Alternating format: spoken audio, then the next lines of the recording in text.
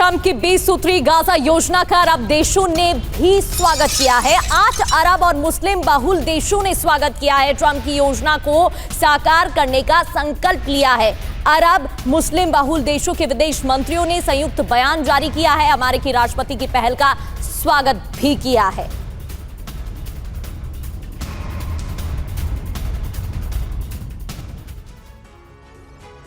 तो ट्रंप का Gaza plan, Netanyahu के साथ मुस्लिम बहुल देश भी। ट्रंप के गाजा प्लान पर 8 देशों ने अपनी मोहर लगा दी है।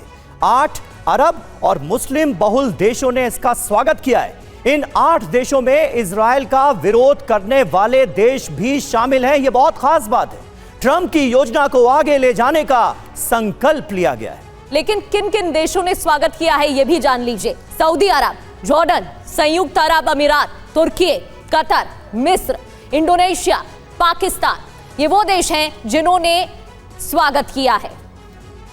जी हां, और अरब देशों के लिए गाजा कितना अहम है यह भी जान लीजिए। गाजा अरब देशों की जनता की भावना से जुड़ा हुआ है। कतर, तुर्की, फिलिस्तीन की मदद करते आए हैं ये देश। अब्राहम समझौते से यूएई, सऊदी अरब से इजराइल के रिश्ते सामान्य हुए। हालांकि तब से लेकर अब तक हालात बहुत बदले भी हैं। बड़ी बात यह है कि ट्रंप की गाजा प्लानिंग बिना अरब देशों की मदद के कारगर साबित नहीं हो सकती है।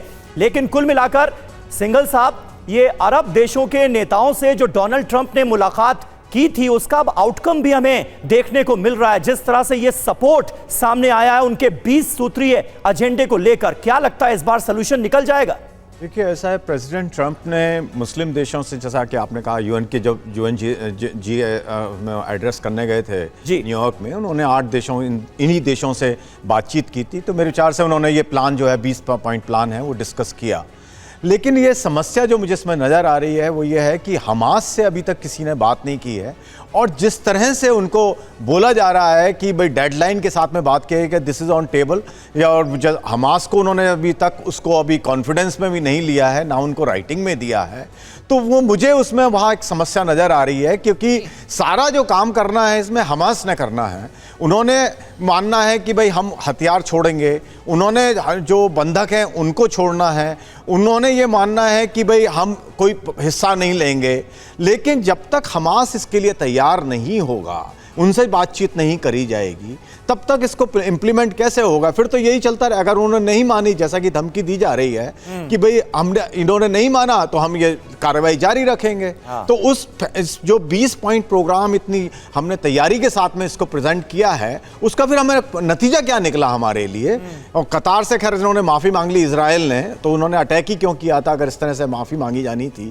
तो मुझे जो लग रहा है कि जब तक हमास को इसको कॉन्फिडेंस में नहीं लिया जाएगा, जब तक हमास पर या तो किसी तरह का प्रेशर डाला जाए या उनके साथ बातचीत करी जाए, तब तक ये खाली धमकी दे करके 72 घंटे की और इस तरह की धमकी देकर के मेरे विचार से कोई प्रैक्टिकल ये मेरे को नहीं नजर होता हुआ नजर आ। बिल्कुल बिल्कुल ठीक कहा सर आपने। हमास का इस पर क्या रिएक्शन होगा? क्या वो प्रस्ताव मानेगा? और क्या इतनी जो लंबी जंग चल रही है वो इस प्रस्ताव के बाद शांत हो जाएगी? ये बड़ा सवाल है।